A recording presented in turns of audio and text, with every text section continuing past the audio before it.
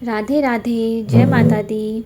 मेरे व्यूअर्स जिनके पिता नहीं हैं शत्रुओं के द्वारा, उन्होंने आपके पिता को ही क्यों चुना?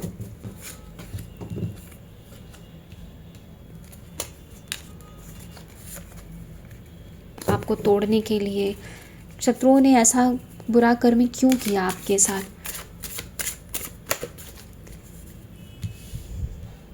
मेरी सोल फैमिली, मेरे व्यूअर्स, ये वीडियो आपको तभी समझ आएगी जब आप इस वीडियो का पार्ट 1 और 2 देखेंगे।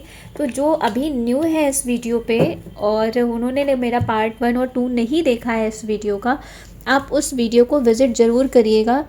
तो आपको सारी स्टोरी, जो भी आपकी जिनसे जिनसे ये वीडियो रेजोनेट हो रही है, उन सभी को ये क्लियरिटी मिल जाएगी कि आखिर में ऐसा उनके साथ इस तरह से क्यों होता रहा, या वो उनके पिता ही निशाना क्यों बने। क्योंकि आप सभी के मन में कहीं ना कहीं ये होगा कि पिता ही क्यों, और कोई क्यों नहीं, मेरे पिता को ही क्यों, जबकि वो तो बहुत अच्छे इंसान थे, बहुत सीधे इंसान थे, तो फिर उनके साथ ही ऐसा क्यों? तो अब जानते हैं कि उनके साथ उनको ही क्यों चुना गया। आपके पिता बहुत अच्छे इंसान रहे हैं। वो नेचर वाइज भी आपको सारे सुख सुविधा देने वाले और आपसे बहुत प्रेम करने वाले रहे हैं। आप उनके बहुत प्रिय रहे हो नहीं कहूँगी मैं, क्योंकि पिता है तो हर किसी का अपने पिता माता पिता से जुड़ाव होता है, और माता पिता का अस्तित्व तो हर समय के लिए हमेशा बच्चों के साथ होता है। तो आप उनके बहुत प्रिय हो, इसलिए आपके पिता को निशाना बनाया गया कि आपके पिता को आपके रास्ते से हटा के आप जो उन पर डिपेंड हो ना, एक राजा की तरह ज़िंदगी जीते हो, एक रानी की तरह ज़िंदगी जीने वाले हो ना, इमोशनली आप उनसे बहुत अटैच्ड हो।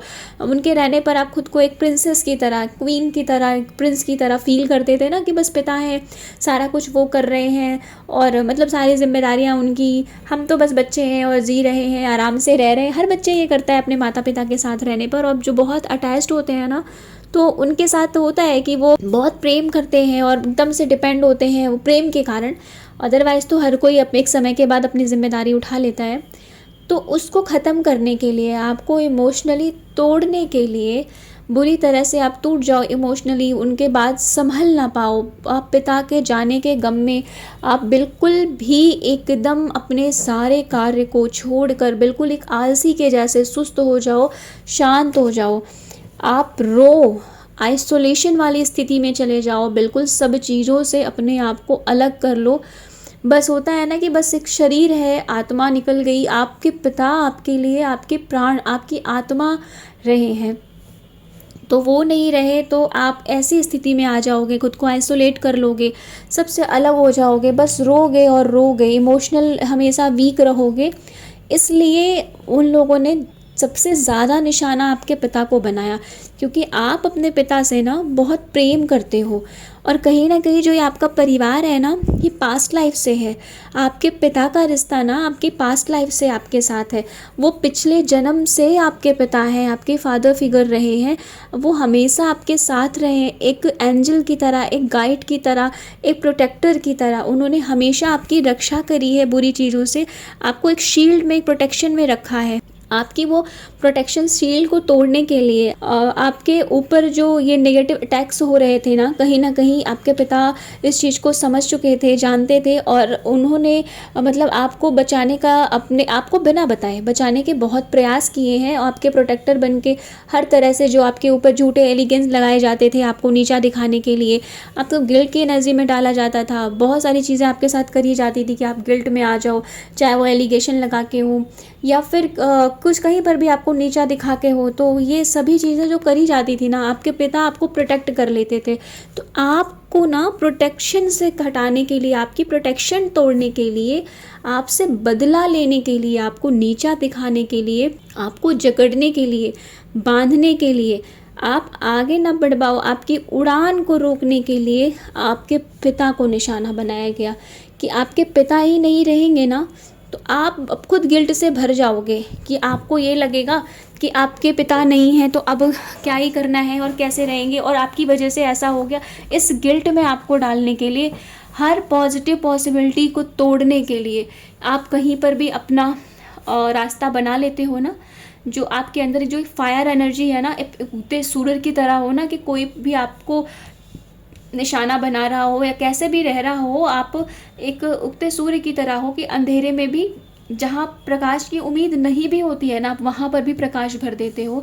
आप पॉजिटिविटी भरने वाले हो ना, इसलिए कि आप हर जगह आप ही आप क्यों चाहे रहोगे, आप एकदम हर रिलेशन में ट्रांसपेरेंसी रखने वाले और ईश्वर से कनेक्ट रहने वाले, देवदूतों से कनेक्ट रहने वाले हो ना।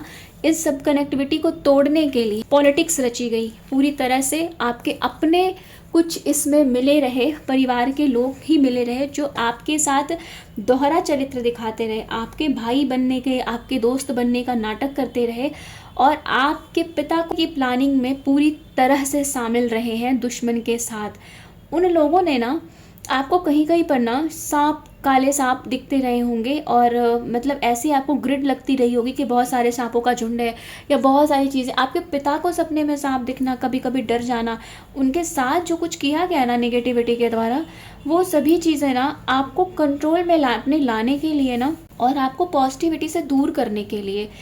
इसलिए और आपके पिता ना आपकी इस लाइफ से नहीं, पास्ट लाइफ से आपके प्रोटेक्टर रहे हैं। पास्ट लाइफ से वो आपको बुरी चीज़ों से, बुरी आत्माओं से बचाते आए हैं, बुरे लोगों से बचाते आए हैं। भले ही वो बहुत स्पिरिचुअल नहीं रहे, मगर बहुत नेक दिल के, बहुत साफ दिल के और बहुत ही हेल्पफुल पर्सन रहे हैं, दूसरों के हेल्प करने वाले। और आप उन्हीं के नेचर पे हो। कुछ होते हैं ना अंदर से भगवान को मानते हैं और वो उनसे पूजा पाठ तो नहीं होता मंदिरों में जाकर, पर वो ना मन से ना हर जीव में प्रभु की सत्ता को देखते हैं। तो आपके पिता ना कुछ इस तरह के रहे हैं। आपके पिता की ना वो अच्छाई ये दोहरे चरित्र वाले लोगों को पसंद नहीं आई है, इसलिए उन्होंने ना उनको जाल में फंसाया है। अपने आप में सीधा बन के ना, अब सब कुछ अच्छा बन के, बेचारा बन कर ना उन्हें फंसाने का प्रयास किया है। वो होता है ना आस्तीन में छुपा हुआ सांप, उनके अंदर ही रह के उनके साथ वो सभी चीज़ें करी जो वो जान नहीं पाए। जब उन्हें इस बात का समझ में आई ना, तब तक बहुत देर हो चुकी थी। वो आपको बताना तो चाहते थे, लेकिन आपका ना वो फायर नेचर जो है ना, कि गलत को ना सुनने वाला और चीज़ों को बस ऐसे ही मतलब गलत चीज़ों को बर्दाश्त ना करने वाला, और आप बोल देते हो ना मुंह पे। तो इस डर की वजह से कहीं आप बोलो और फिर आप किसी से आपकी लड़ाई ना हो जाए, कुछ आपको कोई कहे ना करे ना, इस वजह से ना उन्होंने डर की वजह से आपको कुछ नहीं बताया। लेकिन आपके पिता ना इस चीज़ को जान चुके थे कि उनके साथ कुछ साजिश हो रही है, और वो डर की वजह से, आपको प्रोटेक्ट करने की वजह से, या घर में कुछ ऐसा ना हो इस वजह से, और आपकी आध्यात्मिक यात्रा जो है ना उसमें बाधा ना बनने की वजह से, कि आपको कोई कष्ट ना हो, आप अपनी आध्यात्मिक यात्रा ना रुके, तो उन्होंने मौन धारण किया। उन्होंने कुछ नहीं बताया आपको कि उन्हें कुछ प्रॉब्लम हो रही है या फिर उन्हें कैसे भी कुछ नेगेटिविटी दिख रही है। वो चीज़ों को देखते रहे, सहते रहे और अंदर ही अंदर उन चीज़ों को फेस करते रहे। वो आपके पास्ट लाइफ के प्रोटेक्टर, आपके गाइड है, आपके एंजल हैं, वो भगवान के द्वारा भेजे हुए आपके लिए देव दूत हैं। आपके पिता ने इसलिए कुछ नहीं बताया, और आपके शत्रु जानते थे कि आपके पिता आपकी बैकबोन की तरह है, आपके उस कवर की तरह है, जिनके अंडर में रह के आप हमेशा सुरक्षित हो। आपको वो कुछ नहीं कर सकते। आप पे गलत नियत रखने वाले कुछ तो ऐसे हैं जो आप पे गलत नियत रखते हैं, उनकी नियत आपके प्रति गलत है, पर पिता के रहते ना वो चीज़ें भी संभव नहीं होती। तो उन्होंने इसलिए आपके फादर को, आपके फादर फिगर को निशाना बनाया कि वो आपकी सिंपैथी, आपको सिंपैथी देने के बहाने ना आपका विश्वास जीत पाएंगे, आपके अंदर की चीज़ें निकाल पाएंगे, और फिर ना आपकी यात्रा, आपका पैसा, आपकी ट्रांसपेरेंसी, आपकी पवित्रता को खराब करने में कामयाब होंगे, आपकी यात्रा को रोक पाएंगे। उनका कोई आपसे पर्सनल कुछ भी नहीं, रंजिश नहीं है, पर उनकी जो ईर्ष्या की भावना है ना, वो उनको वहाँ तक गिरा रही है। वो एकदम गिर चुके हैं अपने नजर, मतलब अपने स्टेटस से भी नीचे, कि अपनों के साथ कोई ऐसा कैसे कर सकता है।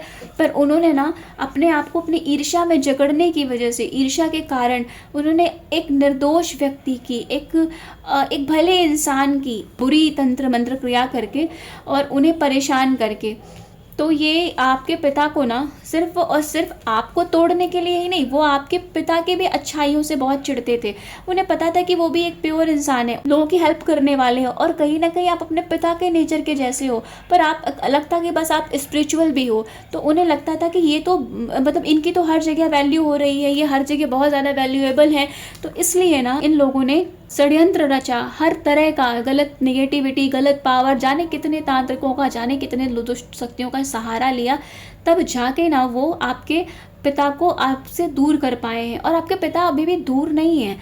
उन्होंने ना आपके धैर्य को तोड़ने के लिए, आपकी जो आप स्पिरिचुअलिटी में धैर्य के साथ आगे बढ़ रहे थे ना, एक अलग लेवल पे बैलेंस करके, उस बैलेंस को ख़राब करने के लिए आपके पिता को चुना था कि आपके पिता को हटा के वो एक अलग रास्ता बना के आप तक पहुंच पाएंगे, आपकी शक्तियों पर, आपकी दिव्यता पर, आपके पर गलत नज़र रखते हुए ना आपके ऊपर अपना अधिकार कर पाएंगे, आपको अपने हिसाब से चला पाएंगे। पर उन्हें पता नहीं था कि जब जिसके साथ माँ होती है ना, उसको कोई तोड़ नहीं सकता। वो दुखी हो सकता है लेकिन टूट नहीं सकता। उसके लिए भगवती स्वयं खड़ी होती हैं। जो माँ काली के भक्त होते हैं ना, उनकी रक्षा तो वो स्वयं करती हैं। वो आपके दुश्मन ना अभी भी आपके ऊपर नज़र रखे बैठे हुए हैं, अभी भी वो इसी एनर्जी में है। आपके पिता के जाने के बाद भी ना उन्हें सुकून नहीं आया, क्योंकि आप उनके अंडर में नहीं आए हो। पिता को हटाने के बाद भी वो आपको अभी भी दुश्मन की तरह देखते हैं। वो अभी भी इस फिराक में बैठे हैं कि कब मौका मिले और कब आपको तोड़ के, हटा के बिल्कुल ख़त्म कर दिया जाए। वो आपको ख़त्म करना चाहते हैं, इसलिए उन्होंने पहले आपके पिता को निशाना बनाया है।